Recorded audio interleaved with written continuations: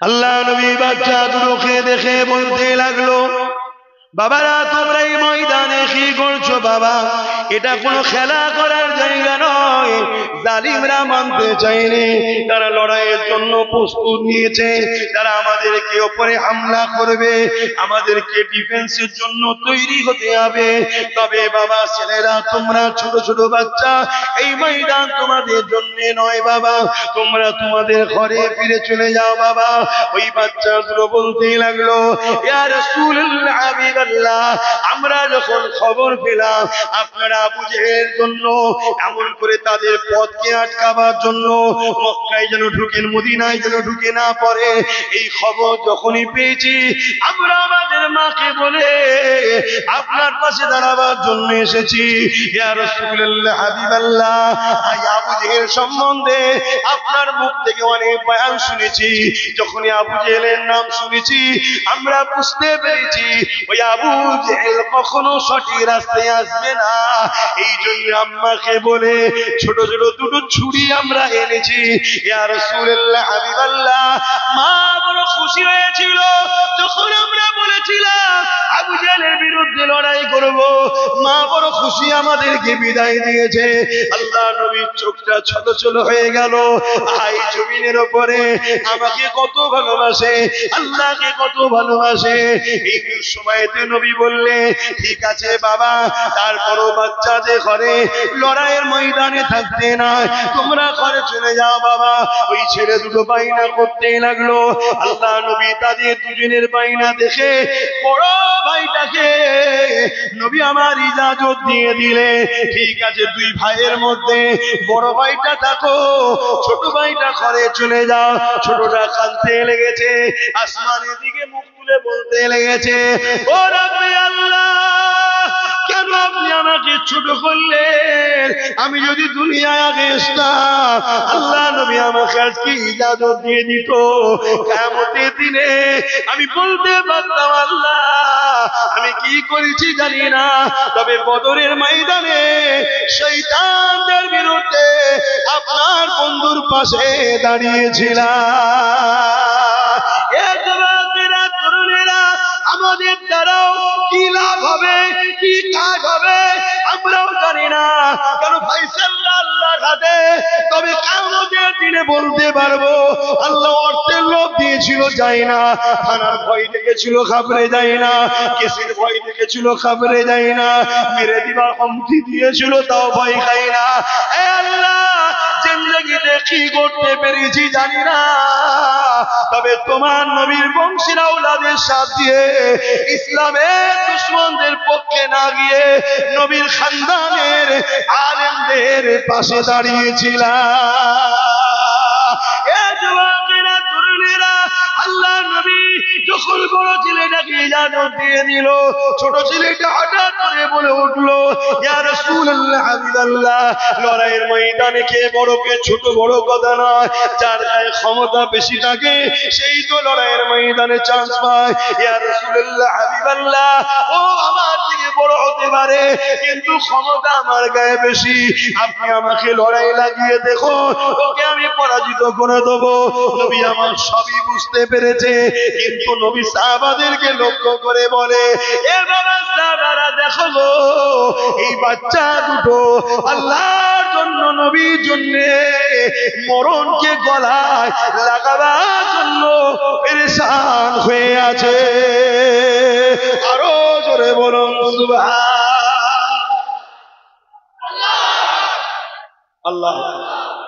সময় আর আজকে আমরা কি করছি? আমরা বাঁচার জন্য ছুটছি, বাঁচার জন্য। কোন জায়গায় গেলে একটুখানি বাঁচবো? বোকা, যার যেদিন মৃত্যু আছে যেভাবে আছে সেইভাবে হবে। আমি আমার আগে কিছু কোনো পাহাড় আছে না, আমি ঘুরে বেড়াই কি করে? কেন আমি জানি পৃথিবীর কারো ক্ষমতা নেই আমার মৃত্যু থেকে 1 সেকেন্ডে আমার আগে মৃত্যু দিতে পারে। এইটা আল্লাহর উপরে আমার অগাধ বিশ্বাস যে আমার আল্লাহ যেদিন যেভাবে যেখানে যেটা কপালে লিখে রেখেছে সেটাই হবে। কথা শুনছেন? তোমাদেরও সেটা হবে। তুমি যদি লোহা সিন্ধুকের মধ্যেও ঢুকে বসে থাকো, পুরো সিল করে অক্সিজেনের সিলিন্ডার নিয়েও তোমার যেদিন যে সময় যে সেকেন্ডে মৃত্যু হবার ওই সিন্ধুকের মধ্যে গিয়েও তোমার জান পাওয়া যাবে। মাইকেল জ্যাকসন নাম শুনেছেন? পৃথিবীর সেরা নাকি ড্যান্সার ছিল, ড্যান্স করত। পুরো পৃথিবীতে কয়েক মিলিয়ন কোটি লোক তাকে ভালোবাসত। এত নাকি সে ড্যান্স দেখাতো, যেখানে নাচ করত পুরো মানুষ অটোমেটিক নাচতো তার সাথে। আর টাকা তার অভাব ছিল না। সেই মাইকেল জ্যাকসন সে টার্গেট নিয়েছিল আমি 150 বছর বাঁচবো। কত বছর? তার জন্য পৃথিবী বিখ্যাত 12টা ডাক্তারকে 24 ঘন্টা তার সাথে রাখত। সে যেখানে ঘুমতো একটা কাঁচের অক্সিজেনের প্ল্যান্টের মধ্যে, তার ভেতরটাই পুরো অক্সিজেন সিস্টেম দিয়ে এইভাবে ঘুমতো যেন কোনো সময় না অক্সিজেন সমস্যা হয়। তার চুল থেকে নখ পর্যন্ত প্রতিটা টাইমে চেক হতো, তার খাদ্যকে প্রতিটা টাইমে চেক করা হতো। এক একটা ডাক্তারকে মাসে কয়েক কোটি টাকা করে মাইনে দিত। উদ্দেশ্য কি ভাই? 150 বছর, জোরে বলুন, বাঁচবো। 70 পার হয়নি কি পার হয়েছে হয়েছে, হঠাৎ এক রাত্রিরে নিঃশ্বাসের সমস্যা হলো। সব ডাক্তার মিলে চেষ্টা করলো, তাকে রুখতে পারল না। শুনছেন? যখন চলে যাবার সময় ডাক্তার হাত তুলে দিয়েছে, ওই টাইমে তার মধ্যে একটা চেতনা এসছে, তার মধ্যে একটা চেতনা এসছে যে এত কিছু করো আমি বাঁচতে পারছি না। কেউ একজন পাওয়ার আছে, কেউ একজন পাওয়ার আছে। কিছু কিছু সাংবাদিক বলেছে ওই সময় সে ইসলাম কবুল করে নামটা দিয়েছিল মাইকেল থেকে মেকাইল জ্যাকসন। আমি জানি না তো ডিফারেন্স, কিন্তু আমি যেটা বলতে চাইছি সে মারা গেল। কেন? ওই সময় ওর মারা যাবার ডেট ছিল। দেখুন দুটো বাচ্চা, তাদের তামান্না দেখুন, তারা জুলুমকে মিটাতে চায়, তারা হকের পক্ষে দাঁড়াতে চায়। চোখের সামনে দেখছে জুলুমের শক্তি বেশি, জুলুমের হাতে অস্ত্র, জুলুমের হাতে ক্ষমতা বেশি, আর এরপরেও তারা মোহাম্মদ রসুলের সাথ ছাড়ছে না। নবী তাদেরকে বুঝিয়ে বুঝিয়ে ঘরে পাঠাচ্ছে। লাস্টে বলছে কুস্তি লাগান, বড় ভাইকে হারিয়ে দেবো। রসুল মুচকি হাসলেন। কুস্তি লাগানো হলো, বড় ভাইকে ছোট ভাই বলতে লেগেছে, ভাই রে তুই তো রসুলের সাথে বদরে দাঁড়াবার চান্স পেয়ে গেলি, কিয়ামতের দিন আল্লাহকে বলবি আমি রসুলের পক্ষে ছিলাম, আমাকে কেন সুযোগটা দিবি না? আমি তোকে হালকা টাচ করব, তুই জমিনে পড়ে যাবি, আমাকে তাহলে যাবার সুযোগটা হয়ে যাবে। জোরে বলুন সুবহানাল্লাহ, আরো জোরে বলুন সুবহানাল্লাহ। কথা মতো কাজ, বড় ভাইকে হালকা টাচ দিল, জমিনে পড়লো। ছোট ভাই খুশি হয়ে বলছে, হুজুর দেখুন আমি বড় ভাইকে হারিয়ে দিয়েছি। আল্লাহর নবী বড় খুশি হলেন। খুশি হয়ে নবী হাত তুললেন, আল্লাহ, নবী হাত তুলেছে, আল্লাহ এই দুটো বাচ্চা আপনাকে কত ভালোবাসে, আমি মোহাম্মদ রসুলকে কত ভালোবাসে। আল্লাহ আমি মোহাম্মদ দোয়া চাইছি এই দুটো বাচ্চা যেন বদরের শহীদ না হয়ে যায়। জোরে বলুন সুবহানাল্লাহ। নবী যখন দোয়া চেয়েছেন, কথা বলছেন না কেন? লড়াই শুরু হলো। অনেক বড় কথা, 313 জন, ওদিকে 1000, 313 জন খেজুরের ডাল, ওদিকে অস্ত্র। 313 জনের কাছে 1000 জন পরাজিত হলো। জোরে বলুন সুবহানাল্লাহ। সব সাহাবাদের নিয়ে নবী বসে আছে। বাচ্চা দুটো এসেছে, হুজুর হুজুর, আমার নবীকে বলছি আনন্দ করে, হুজুর আমি আবু জেলকে মেরেছি। আরেকটা ভাই বলছে আমি মেরেছি। আরেকজন বলছে না হুজুর আমি মেরেছি। আরেক ভাই বলছে না হুজুর আমি মেরেছি। তাদের এই প্রতিযোগিতা হচ্ছে, নবী সাহাবাদের নিয়ে হাসছে। জিবরাইল চলে এলো, ইয়া রাসূলুল্লাহ, ইয়া হাবিবাল্লাহ, এই বাচ্চা দুটোকে বলে দেন আল্লাহ জানিয়েছে ওরা দুজন মেরেছে। জোরে বলুন সুবহানাল্লাহ, আরো জোরে বলুন সুবহানাল্লাহ। আল্লাহ নবীর নজর গেল, এক বাচ্চার একটা হাত কাটা। শুনছেন? জালিমরা অস্ত্র মেরে দিয়েছে, হাত দেহ থেকে কেটে আলাদা হয়ে গেছে। আল্লাহ নবী রহমতের দিল কেঁদে উঠলো। সাহাবাদের বললেন, যাও এই বাচ্চার হাতটা খুঁজে নিয়ে আসো। হাতটা খুঁজে নিয়ে আসা হলো। আহা, দয়ান নবী, ময়ান নবী, দোনো জাহানের সুলতান নবী, যে নবীর উম্মত আমরা দাবি করছি, সেই নবী এই বাচ্চার হাতটা লাগালো, লাগিয়ে হাত বুলিয়ে দিয়ে বলল, আল্লাহ এই হাতটাকে আপনি জুড়ে দেন। জোরে বলুন সুবহানাল্লাহ। সঙ্গে সঙ্গে হাতটা জুড়ে গেল। ওই সাহাবী বলছে, আমি বড় হয়েছি, আমার সুস্থ হাত, এটা কাটা নয়, সেই হাতের থেকেও ওই জুড়া লাগা হাত আমার সারা জীবন ক্ষমতা বেশি দিয়েছিল। জোরে বলুন সুবহানাল্লাহ, আরো জোরে বলুন সুবহানাল্লাহ। আজকে সেই নবীর দিন, ইসলামকে মিটাবার জন্য, মসজিদ মাদ্রাসাকে মিটাবার জন্য যারাই চেষ্টা করবে, তাদের বিরুদ্ধে আমাদেরকে সংগঠিত হতে হবে, ঐক্য হতে হবে, তবেই তো ইমানদার বলে পরিচয় দেওয়া যাবে। আজ বড় দুঃখের সাথে বলতে হয়, কেন্দ্র সরকার ওয়াকফ কালা কানুনের নামে মসজিদ মাদ্রাসা দ্বীন ইসলামের ঐতিহ্যগুলোকে মিটিয়ে দিবার ষড়যন্ত্র করছে। কিন্তু দুঃখের সাথে বলতে হয়, মসজিদগুলোতেও ওয়াকফ নিয়ে আলোচনা হওয়া বন্ধ হয়ে গেছে। মাহফিলগুলোতেও পীর পীরজাদা আলেম উলামারা ওয়াকফ নিয়ে আলোচনা করা বন্ধ করে দিয়েছে। স্পেশাল জনসভা তো করেই না, কমসে কম মসজিদে আলোচনা করো, জুম্মার দিনে কমসে কম জলসা মাহফিলে 5 মিনিট হলো ওয়াকফ নিয়ে আলোচনা করো। যদি কেউ বলে সুপ্রিম কোর্টে কেস চলছে, তো আমি বলবো বাবরি মসজিদের কেসও তো সুপ্রিম কোর্টে চলছিল, কিন্তু আমরা চুপ করে যাওয়ার জন্য, আমরা ঘুমিয়ে যাওয়ার জন্য বাবরি মসজিদের বিরুদ্ধে সুপ্রিম কোর্ট থেকে রায় বেরিয়েছিল এক জজ সাহেবের। কি রায়? সংবিধান বিরোধী রায় বেরিয়েছিল। তাহলে আজ যদি এই ওয়াকফ কেন্দ্র সরকার বলে সুপ্রিম কোর্টে কেস চলছে, এই চিন্তা করে আমরা যদি চুপ করে যাই, আন্দোলন বন্ধ করে দিই, আমরা যদি আলোচনা বন্ধ করে দিই, আগামী দিনও আইন হয়ে যাবে, সংবিধান বিরোধী রায় বেরিয়ে যাবে। সেদিন তোমার আমার অস্তিত্ব থাকবে না। মনে রাখবে, আল্লাহ পরীক্ষা নিতে লেগেছে। আমার মসজিদের জন্য কারা কথা বলে, আমার ঈদগাহ, কবরস্থান, খানকা, যেটা ইসলামের পেহচান, ইসলামের পরিচয়, এর নিয়ে কতজন কথা বলে, এটা আল্লাহ আমাদের পরীক্ষা নিচ্ছে। আল্লাহ দ্বীনের জন্য আল্লাহই যথেষ্ট। কেন আমরা দেখেছি আব্রাহা বাদশা কাবাকে যখন ধ্বংস করতে এসেছিল, আমার আল্লাহ আবাবিল পাখি দিয়ে আব্রাহা বাদশার নাম নিশানাকে মিটিয়ে দিয়েছে। আজকে যে জালিমরা ওয়াকফ কানুন তৈরি করে আমার মসজিদ মাদ্রাসা, আমার দ্বীনকে ক্ষতি করতে চাইছে, এদেরও নাম নিশানা আল্লাহ মিটাবে। কিন্তু তোমার আমার পরীক্ষা আল্লাহ নিচ্ছে। তুমি আমি মসজিদের পক্ষে না বিরুদ্ধে, মসজিদের পক্ষে দাঁড়ায় না মসজিদের দুশমনদের পক্ষে দাঁড়ায়, আল্লাহ এই পরীক্ষা নিতে শুরু করেছে। বলো, মসজিদের পক্ষে না মসজিদের বিরুদ্ধে? মসজিদের পক্ষে না বিরুদ্ধে? কারা কারা মসজিদের পক্ষে হাত তোলো? লম্বা হাত তুলে রাখে, লম্বা হাত তুলে রাখে। শোনেন, শোনেন, লম্বা করে হাত তুলেছেন। ডায়ে বায়ে দেখেন কেউ হাত তুলতে বাকিয়েছে কি? দেখলেন আপনারা?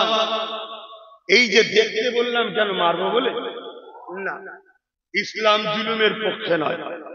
শুধু দেখে লিওয়া আর চিনে লিওয়া যে গাদ্দার আমাদের নয়, বাস।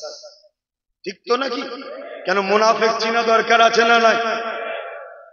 তাই আমি অনুরোধ করব প্রত্যেকটা ইমাম ভাইকে, প্রত্যেকটা ওয়াইজিনকে অনুরোধ করব, মসজিদের দুলাইন হলো জুম্মার দিন বলুন।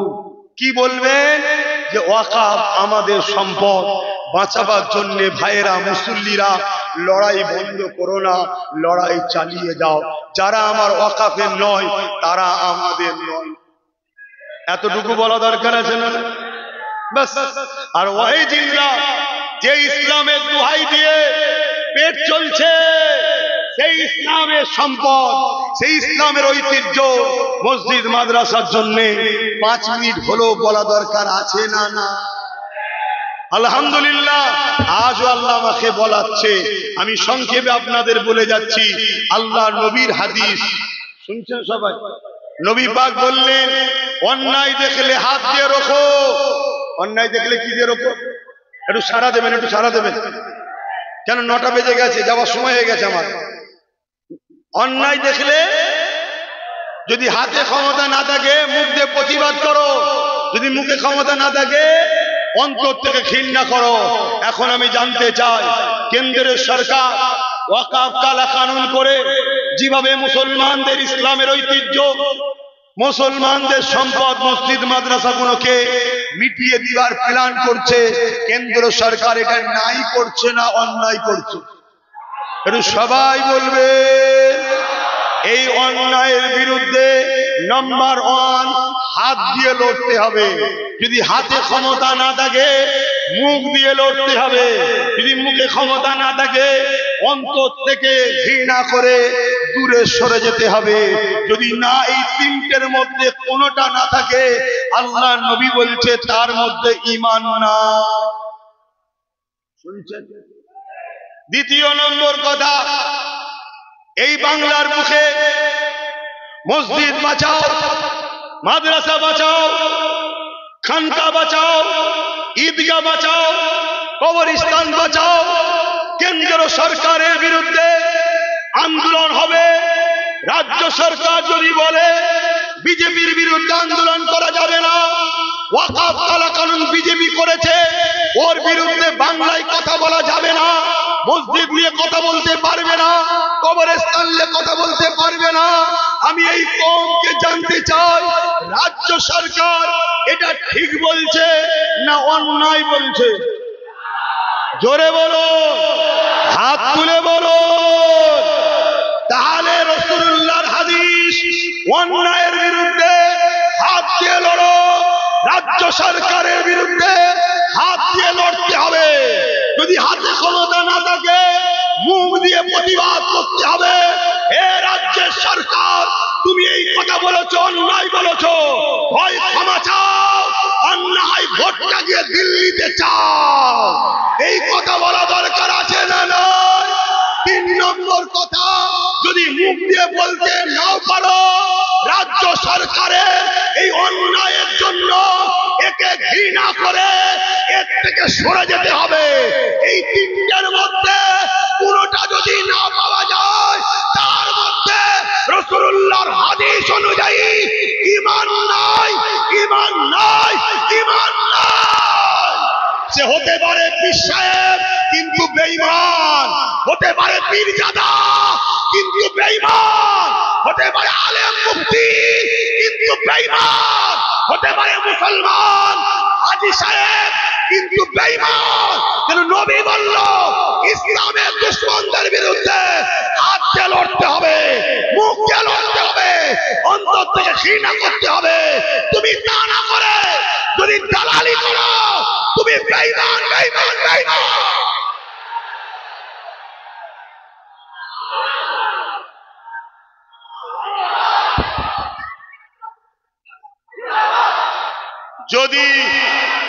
যদি বেঈমান টিমে কোনো মুফতি মাওলানা মনে করে আমার ভুল ফতোয়া হচ্ছে, ওপেন চ্যালেঞ্জ দিচ্ছি, আমি বাহাসের জন্য প্রস্তুত।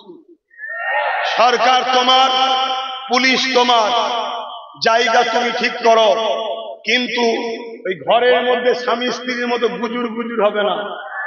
প্রকাশ্য লাইভ টেলিকাস্ট হবে, পুরো বাংলা, পুরো দেশ দেখবে, প্রমাণ করা হবে। অন্যায়ের প্রতিবাদ হাত দিয়ে করতে হবে, হাতে না থাকলে মুখ দিয়ে, মুখে না থাকে অন্তর থেকে ঘৃণা। এই 3টে যার মধ্যে নেই, তার মধ্যে রাসূল বলছে ঈমান নেই। তুমি প্রমাণ করো। যে সরকার বলল বাংলায় মসজিদের হয়ে কথা বলা যাবে না, মাদ্রাসার হয়ে কথা বলা যাবে না, কবরস্থানের জন্য কথা বলা যাবে না, এক কথাই বিজেপির বিরুদ্ধে আন্দোলন করা যাবে না, যদি আন্দোলন করো আমি সব থেকে বড় তোমার দুশমন হব, এই সরকারকে এরপরও সাপোর্ট করলে ঈমান থাকে কি করে? তুমি একটু দলিলটা আমায় বুঝাও। কথা শুনছেন না শুনেন না? এরপরও কিছু মুসলমান কি বলবে জানেন? যে সবই বুঝছি, কি করব, ডাকাত চলে আসবে তো, চোর আছে থাক, ডাকাত চলে আসবে তো। কিন্তু শুনে রেখে দাও, এরা মুনাফিক, এরা মুনাফিক। এরা যদি মুমিন হতো এরা চোরের উপরে ভরসা নয় আল্লাহর উপরে ভরসা করত, ভয় ডাকাতকে নয় আল্লাহকে করত। শুনছেন না শোনেন? আরে আমরা সালাউদ্দিন আইবির উত্তরসূরি, আমরা খালিদ বিন ওলীদের উত্তরসূরি, আমরা ফারুকে আজমের উত্তরসূরি, আমরা হায়দার কাররার মাওলা আলীর উত্তরসূরি। আজকে এক ইরান পৃথিবীর দাদাকে ঠান্ডা দিচ্ছে। শুনছেন না শোনেন? আমার রাজ্যের কিছু মিডিয়া আমার দেশের এখন সব কাঁদছে, দেখো না গো কেমন করে মারছে। আর যখন প্যালেস্টাইনের 45,000 বাচ্চাকে মেরেছিল, এই দালালগুলো তন্ত্র ছিল। এই শুনছেন না শোনেন? আচ্ছা বলুন তো, আমার দুশ্মন কম না বেশি? আপনাদের থেকে কম না বেশি? আপনারা ভয় পেয়েছেন? আমি তো ভয় খাই। কেন? আমি জানি আমার তকদিরে যেটা লিখে পেটিয়ে চাললাম সেটা ঘটবে। এটাকে চেঞ্জ করার কারো ক্ষমতাও নেই, আর এইটাকে বাড়াবার ক্ষমতা কারো। কিন্তু আমি যে কথাগুলো বলছি একটা কিছু ভুল বলছি। আসুন আসুন আসুন, এতদিন পানি ছিল না, তায়াম্মুম করে নামাজ পড়েছেন। এখন পানি থাকার পরও তায়াম্মুম চলবে? এতদিন নওশাদ সিদ্দিকী ছিল না, ইদিক উদিক আমরা করেছি। নবী বংশের আওলাদ যখন নেতৃত্ব দিতে নেমে গেছে, আজ চলছে সেটা কেন? এবারে নবী বংশের আওলাদের সাথে আমরা থাকবো, রাজি আছেন না নাই? ওপেন বলে যাচ্ছি, রাজি আছেন না নাই? এবারে আপনাদের কারো মাথায় যেতে পারে, হুজুর ধর্মসভায় এসে এসব বলছেন কেন? আর লজ্জা করে কি হবে? সব ধর্মগুরু তো গায়ে মেখে ফেলেছে। আমার জন্য তো খুব ভালো। আর লজ্জা করে লাভ নেই, তো কাতার ভাগ হয়ে গেছে। শয়তানের কাতার মোমেনের কাতার, শয়তানের কাতার মোমেনের কাতার ভাগাভাগি হয়ে গেছে। শয়তান শয়তানকে নিয়ে চলো, মোমেন মোমেনকে নিয়ে চলবে। তাতে আমাদের কি কপালে রেখেছে আল্লাহ জানে। আমরা মার খেলেও আল্লাহর জন্য রাজি, আর আল্লাহর জন্য বিজয় হলেও আমরা রাজি। ঠিক না বেঠি? কেন? আমরা ইতিহাস পড়েছি, আব্বাজান ইব্রাহিম আলাইহিস সালামকে নমরুদ যখন আগুনে ফেলেছিল, বিশাল আগুন, এই গ্রাম খোরকি গ্রামের মতো বড় এলাকা নিয়ে ইরাকের ব্যাবিলন শহরে নিজের চোখে দেখে এসেছি। নামতে চেয়েছিলাম গর্তটায়, প্রশাসন নামতে দেয়নি। বিশাল এলাকা, একটা গর্ত এলাকা, সেই জায়গাতে এক মাস ধরে কাঠ জড়ো করে আগুন ধরিয়ে আব্বাকে আগুনে ফেলছিল কে? জালিম অত্যাচারী শাসক নমরুদ। আব্বাজানকে যখন আগুনে ফেলা হয়, আব্বাজানকে জিবরাইল এসে বলেছিল, অনেক বড় কথা, ওইদিকে যাচ্ছি না, আগুনে ফেলে দিয়েছে। এদিকে গিরগিটি চেনেন? গিরগিটি, গিরগিটি যদি চিনতে চান, ভাটপাড়ার ওই ভাটটাকে দেখবেন, চিনতে পারবেন। ওই ভাটপাড়া একটা ভাড় আছে না, কিছুদিন আগে বলছিল মুসলমানদের দোকানে পাঞ্চা ছাড়াবে না, মুসলমানদের বিরিয়ানি খাবে না। একবার বলো না, মুসলমানদের তেল লোবো না। অসুবিধা হচ্ছে, কষ্ট হচ্ছে। আমার আব্বা জান,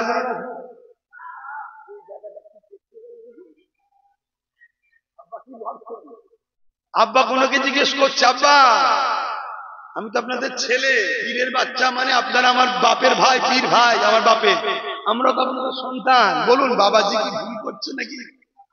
একটু বাপেরা বলুন, হ্যাঁ কি না বলবেন তো, ভুল করছি নাকি? আবার বাপেদের টেনশন হচ্ছে, ওই বেটা বলতেও পারছি নি, কোথা কি ফটো তুলে নেবে, কালকে জেল দেবে। মুরব্বী কোনো নিরাপদে আছে নাকি? 80 বছরের বুড়োকে এই সরকারের লোকেরা রেপ কেসের আসামি হয়েছে। এরা কত বড় অমানুষ বুঝতে পারছেন? 80 বছর বয়স, কেস দিয়েছে কি রেপ করে, কত বড় জঘন্য ভাবতে পারছেন? তবে আমি দুটো কথা বলবো। একটা কথা যেটা বলছিলাম, আব্বাকে যখন আগুনে ফেলেছে, গিরগিটি এসে ফু দিচ্ছে যাতে আগুন ধরে। আচ্ছা বলুন তো, এই বিশাল আগুন ধরে আছে, ওতে গিরগিটির ফুয়েতে আগুন কি কিছু বাড়বে কমবে, কিছু ব্যাপার আছে?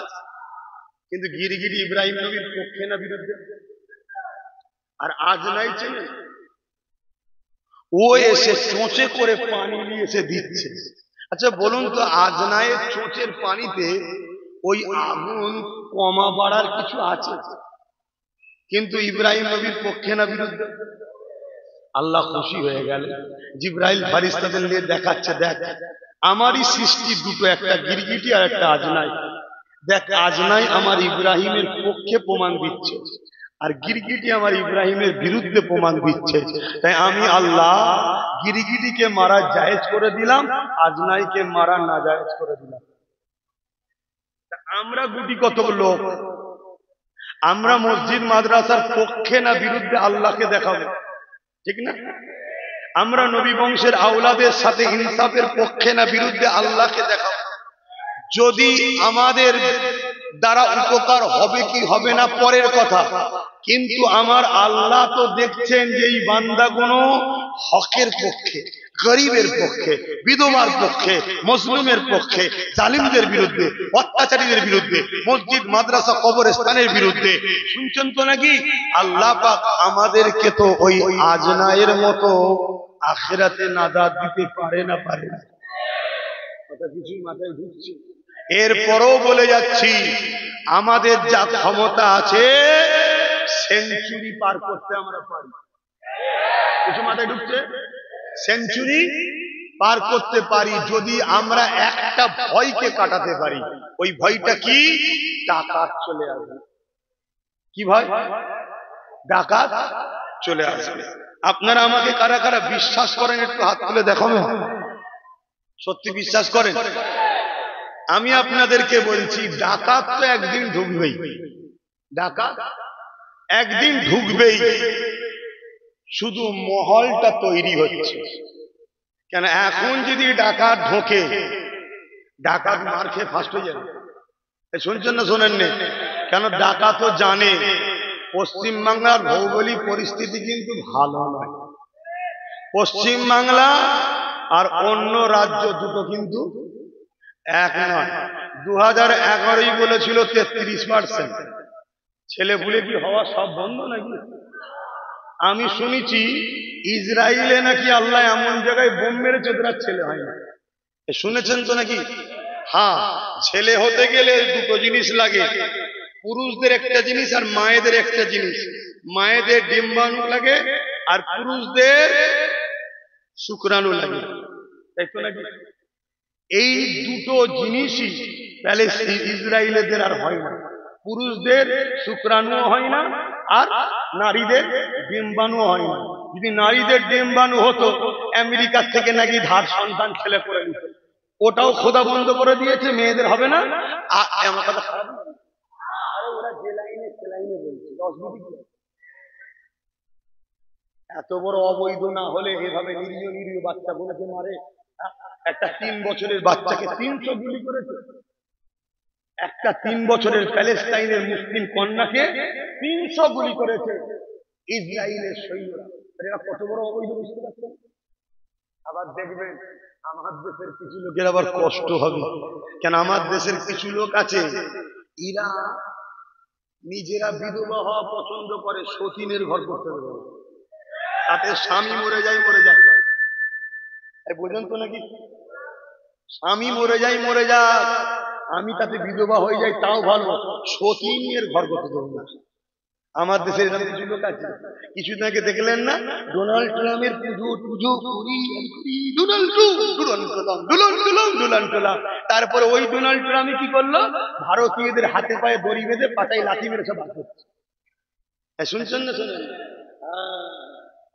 আর আমরা যদি মাথায় থাকতাম, ডোনাল্ড ট্রাম্পের কান ধরে মুলে দিতাম, এই শয়তান টাকামু ধরেছিস কেন? কলজেনে 56 ইঞ্চি শুধু নাকি বডি আছে, ভেতরে কিছু গোল কোম্পানি দাদের মলম, খালি কলসি বাজে বেশি। শোনেন তাহলে কি বলছিলাম? ডাকাত তো আসবেই। ডাকাত আগে চোরকে দিয়ে বাজার করছে। কেমন বাজার? বুঝাবার জন্য বলছি, বুঝাবার জন্য বলছি। শুনছেন তো? বুঝাতে গেলে উদাহরণ দিতে হয়তো নাকি? এটা কি না বলেন? আমার কষ্ট হচ্ছে। কুরবানি দিয়েছিলেন আপনারা? কুরবানির পশু জবাই কিভাবে হয় দেখেছেন? কুরবানির পশুর মাথায় হাত বুলোয়, গায়ে সব হাত বুলোয়, আদর করে, পানি খাওয়ায়, কুরবানি পশু মনে করছে আরে আমার কত আপন লোক এটা, ঠিক তো নাকি? এরকম আদর করতে করতে করতে করতে কখন পেটের তলা দিয়ে দড়ি দিয়ে আস্তে আস্তে বেঁধে তাকে শুইয়ে ফেলেছে, ঠিক না বেটি? আচ্ছা, যে বাঁধে সেই জবাই করে? জবাই যে করে সে হলো মৌলানা মলি সাহেব। সে একটু দূরে আড়ালে থাকে, কেন অস্ত্র দেখে ফেললে না তাহলে কুরবানির পশু বুঝতে পেরে যাবে এরা সব মিলেমিশে আছে, লাফালাফি শুরু করে দেবে। এজন্য সে একটু আলাদা থাকে। এখন আমাদেরকে যে জবাই করবে সে এখন দিল্লিতে আছে, এই মনীষা এই চোরকে দিয়ে আমাদেরকে বাঁধা হচ্ছে। বেঁধে যখন ফেলবে, কুরবানির পশু যখন দেখছে মলি সাহেব এসে গেছে আর কিছু করতে পারে, তখন ওই মলি সাহেব দিল্লি থেকে এসে জবাই করবে। অতএব আসবে সে, এখনো সময় আছে, নিজেদের হাতে পাওয়ার তৈরি করো। এ যদি সত্যি আমাদের আপন হয় তাহলে ওয়াকাব নিয়ে যে কথা বলেছে ক্ষমা চা। দ্বিতীয় নম্বর কথা, সত্যিকারের যদি আমাদের আপন হয়, 100-র মধ্যে 95টা আমরা একে সাথ দিয়েছি, তাহলে দিঘায় যদি কারো জন্য 300 টাকা খরচ করে কারো ধর্মস্থান করতে পারে, আমাদের জন্য 200 কোটি খরচ করে ধর্মস্থান করতে হবে। এই ভুল বললাম? তাহলে জানবো আমাদের আপন। 3 নম্বর কথা হলো, ক্ষমা চাওয়ার পরও 200 কোটি খরচ করতে হবে। এরপরও আরেকটা অপশন আছে, কি? আমাদেরকে গোলাম হিসাবে খাটালে হবে না, আমাদেরকে রাজনীতির পার্টনারে নিতে হবে। শুনছেন তো নাকি? অর্থাৎ চেয়ারের 4টে পায়া আর 1টা পায়া আমাদের ঘরে দিতে হবে। কেন চাইছি? আজকে খুব ঠান্ডা মাথায় ভেবে দেখো, ধরো ইনি ক্ষমতায় বসে আছে, 4টে পায়ার মধ্যে 1টা পায়া যদি আমাদের হাতে থাকতো, তাহলে ওই চেয়ারে বসে বলতে পারতো দিল্লি যাও। কেন জানে 1টা পায়া অন্যজনের পা খুলে নিলে আমি পড়ে যাব। তাহলে আমাদের পাওয়ারের দরকার আছে না? না। বাস, আমি আব্বাস সিদ্দিকী হুজুর জলসা করব, ঠিক আছে, তুমি ইমাম সাহেব নামাজ পড়বে, ঠিক আছে, কিন্তু তোমাকে আমাকে ভাবতে হবে এই যুব সমাজকে নেতৃত্ব দিয়ে এদের ঘরে সামনে আগিয়ে পাওয়ার তৈরি করতে হবে। আর না হয় আমি তুমি খেটে খেটে খেটে খেটে ভিত কাটবো, দেয়াল তৈরি করব, কলম তৈরি করব, ঢালাই দেবো, আর ঘর হয়ে যাওয়ার পর তারা থাকবে আর আমাদেরকে বলবে দিল্লি চলে যাও, কালকে বলবে পাকিস্তানে যাও। তাহলে নিজেদের হাতে পাওয়ারের দরকার আছে না? না। এজন্য আব্বাস সিদ্দিকী 2021 থেকে নওশাদকে নিয়ে দিয়ে বুঝাচ্ছে যে আমাকে নয় রে, ওকে সাথ দে। ভুল করছি? আজকে সুপ্রিম কোর্টে রাজ্য সরকার কেস করেনি, নওশাদ কিন্তু কেস করেছে। ওর সাথে যদি 40টা থাকতো, কেস বাড়তো না কমতো? তাহলে উপকার হতো না ক্ষতি হতো? বিভিন্ন রাজ্যে আমাদের ছেলেরা কাজ করে মারছে, একবারও মুখ খুলেছে? নওশাদ কিন্তু মুখ খুলেছে। আমার আর একদল ভাই আছে যাদেরকে আল্লাহ একটু ক্ষমতা দিয়েছে, তাদের উদ্দেশ্য করে বলছি, শোনো, তোমাকে প্রথম চুষবে, তারপরে তেজপাতার মতো ফেলে দেবে, আবার একটা নিয়ে আসবে, তোমাকে তার দ্বারা সাইজ করবে, তাকে চুষবে, আবার তেজপাতার মতো ফেলে দেবে। তাই মুসলমান, নুন হও, তেজপাতা নয়। কি হও? নুন। নুন বেশি নিলেও বিপদ, আর না নিলেও বিপদ। অতএব আমাদের ছাড়াও চলবে না, আর আমাদেরকে গিলে ফেলবো এ ভাবারও স্বপ্ন দেখবেও না। কেন? জহর। কথা মাথায় ঢুকেছে? এখন বলুন, যা কিছু আলোচনা করেছি, এই আলোচনায় আমার উপরে কেউ বেজার হলে একদম আল্লাহকে সাক্ষী রেখে হক কথা বলুন, বেজার হয়েছে? বেজার যদি না হন, ওয়াকাফ বাঁচাবার জন্য আগামী দিন আপনাদের এলাকা আন্দোলন করব, আপনারা আমার ডাকে সাড়া দেবেন তো নাকি? কথা বলুন, সাড়া দেবেন তো নাকি? হাত নামান। সব জায়গায় করে করে, সব জায়গায় ওয়াকাফ আন্দোলন করে করে মানুষকে জাগিয়ে জাগিয়ে জাগিয়ে শেষ পশ্চিম বাংলার রাজধানী যে জায়গায় আমার ক্ষমতা আছে, কলকাতাতে আমি নিয়ে যাব ব্রিগেডে। আমার ডাকে খবর পেলে নিজেদের গাটের পয়সায় খারি খরচ করে, নিজেদের পয়সায় খেয়ে কারা কারা ওয়াকাফের জন্য, ইনসাফের জন্য ব্রিগেড যেতে রাজি আছে? এ হাত ধোকা নয় তো, এ হাত ধোকা নয় তো, এ হাত ধোকা নয় তো। আলহামদুলিল্লাহ, নারে তাকবীর, আরো জোরে নারে তাকবীর, লাব্বাইক। হাত তুলে তুলে বলুন লাব্বাইক, লাব্বাইক। আপনারা বলবেন ইয়া রাসূলুল্লাহ, লাব্বাইক, লাব্বাইক, লাব্বাইক, লাব্বাইক। নারে দিবা, নারে দিবা। ভারতবর্ষ, ভারতবর্ষ, পশ্চিম বাংলা, ভারতবর্ষের সংবিধান, ভারতবর্ষের ঐক্য। নারে দিবা। আপনাদের ক্ষতি করার জন্য চিল্লালেন না, দিন ইসলামের ক্ষতি করার জন্য চিল্লালেন না। ও আমি আর আমার ভাই হলাম ইসলামের দুশমন, এই জন্যই তো সুপ্রিম কোর্টে কেস করেছে, আর আজও আমি চিল্লাচ্ছি। আর বাকি সব এক হুমকিতে ঘরে ঢুকে গেছে।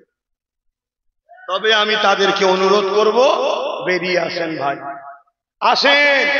আমি আব্বাস সিদ্দিকী ওপেন ডাক দিচ্ছি, আলেম উলামা, ইমাম, মাওলানা, মুফতি আসেন। সামনে দাঁড়াতে হবে না, পিছনে সাইডে আসেন। যদি বুলেটের গুলি খেতে হয় আগে আমি খাবো। দেখি কোন মায়ের লাল জন্ম হয়েছে, ইসলামকে মিটাতে চাইছে, তাদেরকেও একটু আমাদের দেখা দরকার আছে না না? আজ আমাদের সব থেকে বড় ক্ষতি করেছে আমার কওমের একদল মুনাফিক উলামা আর একদল মুনাফিক মুসলিম নেতারা। তারা আমাদের সবচেয়ে বড় ক্ষতি করেছে। আমাদের সঙ্গে আমাদের মতো থাকে, আর গোপনে গিয়ে ইসলামের দুশমনদের থেকে টাকা পয়সা নিয়ে বিক্রি করে আমাদের ঘরে। আল্লাহ আমাদেরকে বুঝার তৌফিক দিক। এখন আমি সালাম দেবো, সকলে একটু দাঁড়িয়ে যান। ইয়া নবী সালাম।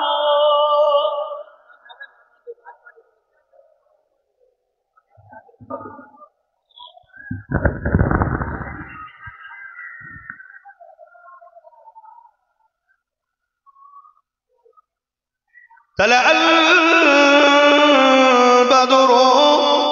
علينا من شنيات الوداع وجب الشكر علينا ما بدا لله أهدى سلام يا رسول يا حبيب سلام সালাওয়াত ভাই নামাজের জন্য সংক্ষেপ করছে, সকলে গায়ে গায়ে বসে যান, এক্ষুনি দোয়া হবে, এক্ষুনি দোয়া হবে। ভাই আমার ইমাম সাহেব ভাইরা, ইমাম সাহেব ভাইরা, উলামা ভাইরা, যদি আমায় বিশ্বাস করে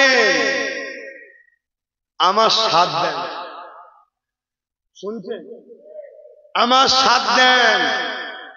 2500-3000 নয়, 20,000 করে টাকা মাইনের ব্যবস্থা, আর ইমাম মুয়াজ্জিনদের 10,000 করে মাইনের ব্যবস্থা আপনাদের করে দেবো, চ্যালেঞ্জ দিচ্ছি। শুধু সাথ দিতে হবে। আপনার যদি মনে হয় আপনার সিদ্দিকী বেকার বলছে, সাথ দিতে হবে না, একবার আসুন, গোপনে দু ভাই একটু আলোচনা করি যে আপনি কি করে বলছেন, এটা শুনতে অসুবিধা আছে? একবার আমার কাছে এসে বসুন, আমি আপনাকে রাস্তা দেখাবো, আপনি অবাক হয়ে যাবেন যে আব্বাস সিদ্দিকী 20,000 অনেক কম বলেছে, আরো বেশি পাবে। আমরা সব পারি, কিন্তু এখনো টাইম আছে। কাল এই টাইমটা নাও থাকতে পারে। কেন? একটা আইন তৈরি হচ্ছে, মুসলমানদের ভোটার অধিকার কেড়ে নেওয়া হবে, অর্থাৎ থাকবে এদেশে ভোট দিতে পারবে না। তখন আপনি গুজে গুজে দিল, আমার কিছু করার আর থাকবে? ভাই 1000 নোট কারো কাছে আছে? আগেকার আছে? কেউ যদি এখন এসে বলে মসজিদে 1000 টাকার নোট 1 লাখ টাকা দিলাম, নেবে মসজিদ কমিটি? বলবে দূর হয়ে যেখান থেকে, যখন ছিল 2000ই দিলিনি, এখন দিয়েছিস। ঠিক না বেটি?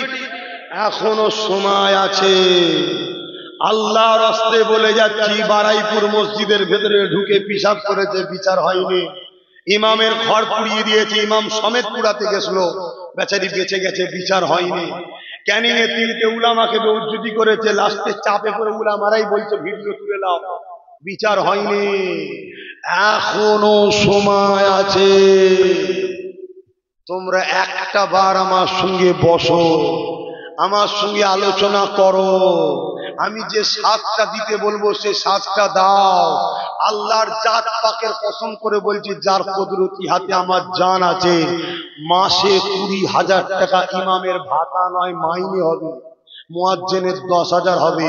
প্রত্যেকটা মা বোন বাপ ভাইদেরকে বলি, ওই যে 1,1200 টাকার ভিক্ষা নিচ্ছ, প্রতিটা বাড়িতে একটা করে ছেলে কমসে কম তার মাথা পিছু 12 থেকে 15,000 টাকা মাসে দেওয়া যাবে প্রতিটা সংসার।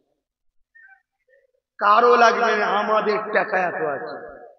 সেই টাকা সব লুট হচ্ছে, সব চোরেরা ভাগ বাটরা করে খাচ্ছে।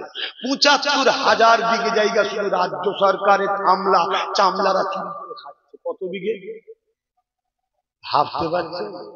তাও কি ভিআইপি জায়গা সব।